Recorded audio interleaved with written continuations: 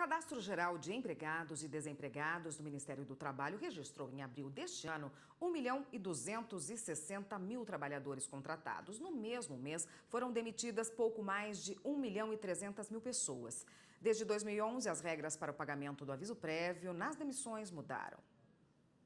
A Lei 12.506 alterou o artigo 487 da Consolidação das Leis do Trabalho e instituiu o acréscimo de 3 dias na contagem do aviso prévio para cada ano trabalhado pelo empregado. Essa regra vale tanto para os pedidos de demissão quanto para as dispensas sem justa causa. Bom, e para falar mais sobre esse assunto, nós convidamos o advogado Gáudio Ribeiro de Paula. Boa tarde, doutor. Boa tarde. Bom, muita gente já sabe, já viveu essa situação de enfrentar um aviso prévio aí, né, no mercado de trabalho. Mas explica pra gente o que é o aviso prévio, a que ele se deve e quem tem esse direito. Muito bem. Antes de tudo, eu preciso dizer que, efetivamente, nós estamos diante de um assunto sumamente relevante, especialmente agora em que a nossa economia não vai bem e há um número bastante grande, como foi visto, de dispensas em curso. O direito ao aviso prévio, na verdade, nasceu fora do direito do trabalho, do direito comercial, mas é hoje reconhecido como uma garantia fundamental, especialmente para o trabalhador. Mas eu preciso ter em conta que nós estamos diante de um direito que é assegurado tanto ao empregado quanto ao empregador.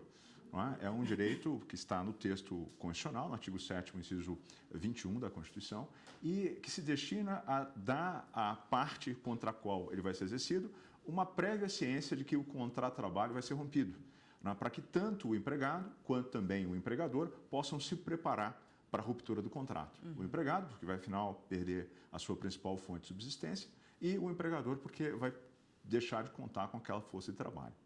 Quer dizer, quem tem direito quando o funcionário é demitido, sem justa causa para a empresa, ele tem direito a esse aviso prévio, e também quando ele pede demissão, porventura, para ir para um outro trabalho, ele também tem que dar o aviso prévio para a empresa, é isso? Exatamente. Do ponto de vista do empregado, ele tem direito quando ele é dispensado sem justa causa, assim como também quando ele tem a iniciativa de romper o contrato, chamada rescisão indireta, em razão de uma falta que o empregador comete.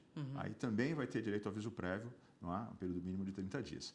Já o empregador vai ter direito ao aviso prévio sempre que a iniciativa de romper o contrato for do empregado, quando ele pedir demissão, como se costuma dizer tecnicamente. Então, o empregador terá direito ao aviso prévio nessas circunstâncias.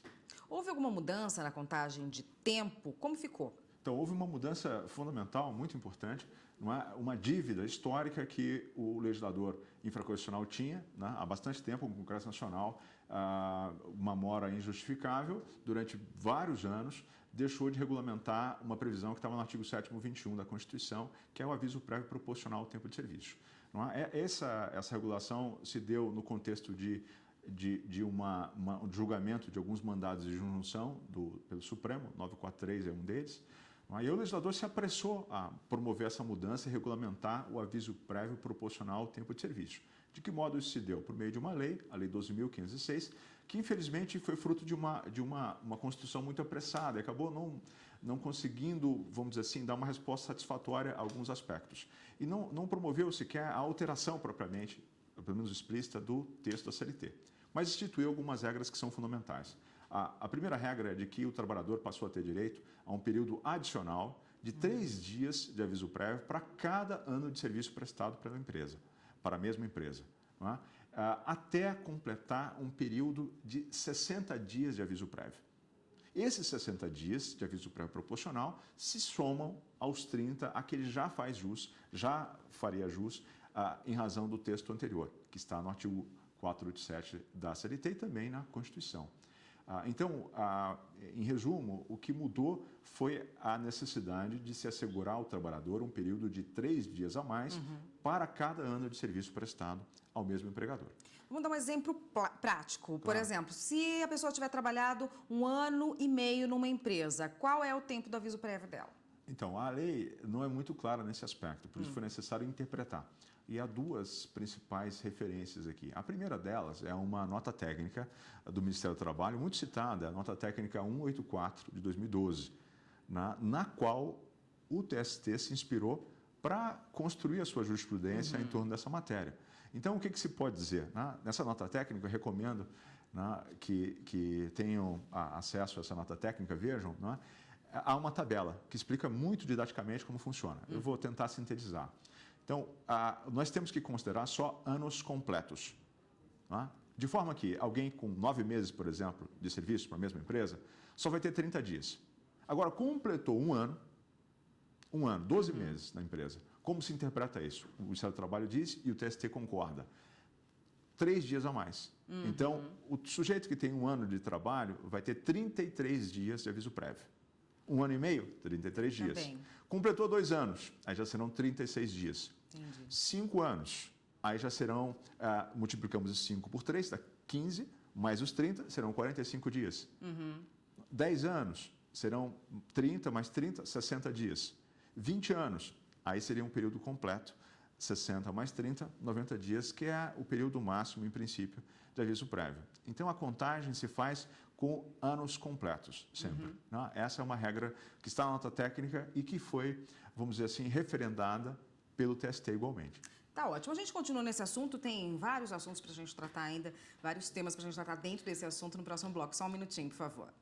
O Jornal da Justiça está de volta e nós voltamos a falar com o advogado Gáudio Ribeiro de Paula, que explica como funciona esse pagamento do aviso prévio, que muita gente ainda tem dúvida desse adicional. O senhor estava dizendo que esse aviso prévio não conta metade do ano, né? Entendimento, inclusive do TST, é de contar o ano todo. Então, não pode ser feito na proporcionalidade. Exatamente. O mínimo são 3 dias. Exatamente. O mínimo são 3 dias. Então, não existe a possibilidade de, por exemplo, o sujeito que está há 1 ano e meio na empresa, fazer um pagamento proporcional desse período. Não.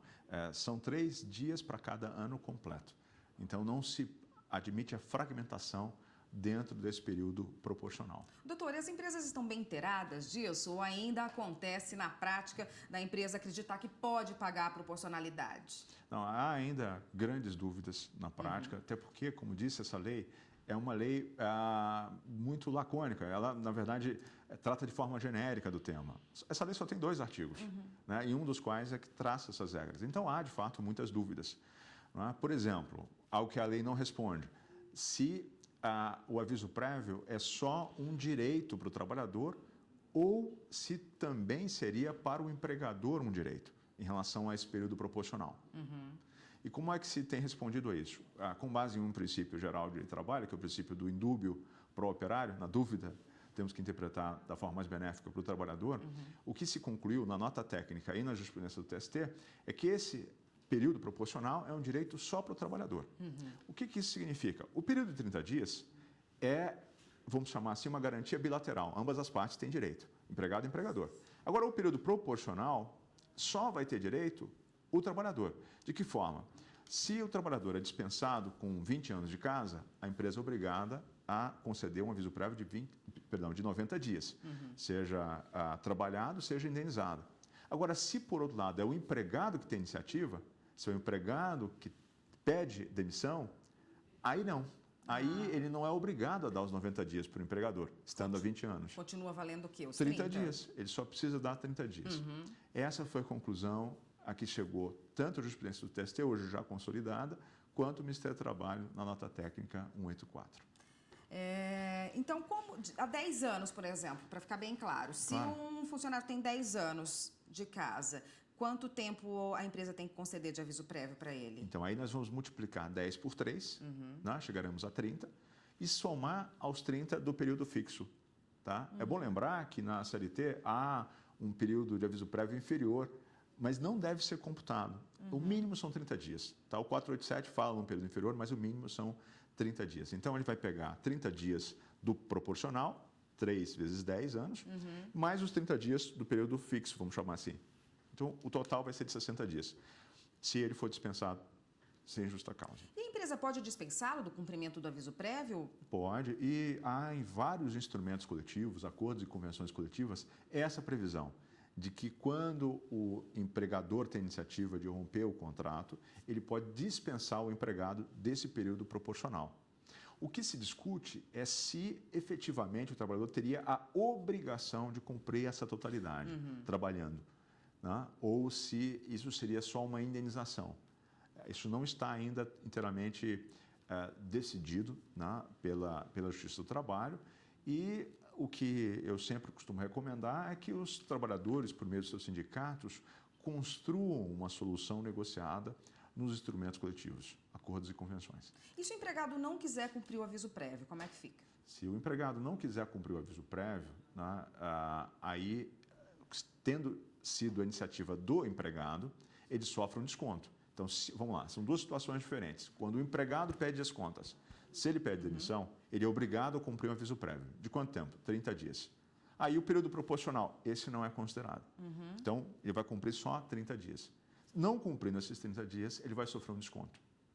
Que é de quanto? O equivalente a esses dias, ou seja, vai equivaler a uma remuneração mensal, a um salário mensal que ele tenha. Não é? É isso que vai ser descontado dele. Agora, se a iniciativa for do empregador, aí ele pode exigir o cumprimento do aviso prévio. É uma faculdade para o empregador isentar o trabalhador desse cumprimento do aviso prévio. Né? Agora, quanto ao período proporcional, como disse, isso quanto ao obrigatório de 30 dias. Quanto ao período proporcional, existe ainda alguma dúvida, mas a posição que me parece mais razoável seria dizer que o empregador tem o direito de exigir todo esse tempo. Ele não seria obrigado a isentar o trabalhador do período proporcional. Para a gente encerrar a nossa conversa, doutor, uma demissão pode ser anulada no cumprimento desse aviso prévio?